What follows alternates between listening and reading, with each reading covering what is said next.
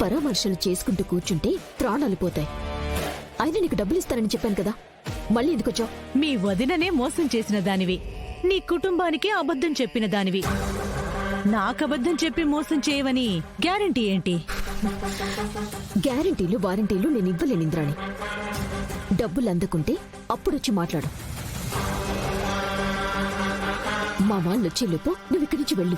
చచ్చా, కింగ్లా కిలాడీలా ఉండే నువ్వు ఇంత పిరికిదానిలా ఎలా ఎప్పుడు మారిపోయావు నిషి?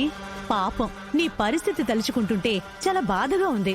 మంచిది, మీ ఇంటికి వెళ్ళి తీరిగ్గా బాధపడు. వెళ్ళు వెళ్ళు.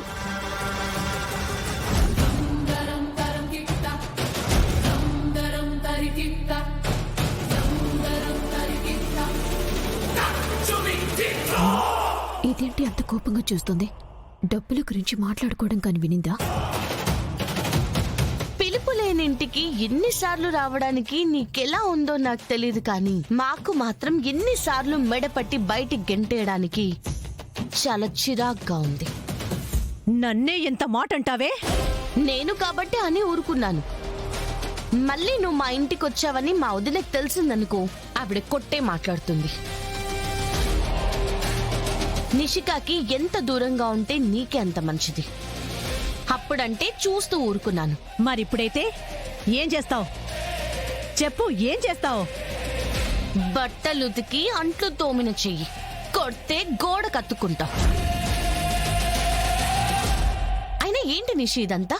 ఇంద్రాణిని చూస్తే వదిన ఎంత అప్సెట్ అవుతారో తెలిసి కూడా మళ్ళీ మళ్ళీ ఎందుకు ఇంద్రాణిని ఇంటికి రానిస్తున్నావు?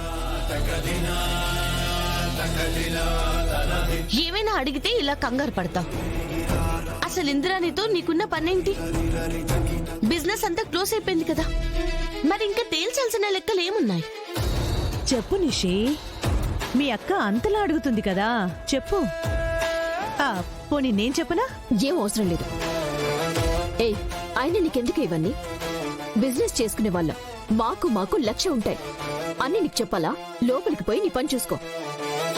పామని తెలిసినా పాలు పోసి పెంచుతూ చాలా తప్పు చేస్తున్నాం నిషి. మాకు తెలుసులే, పో.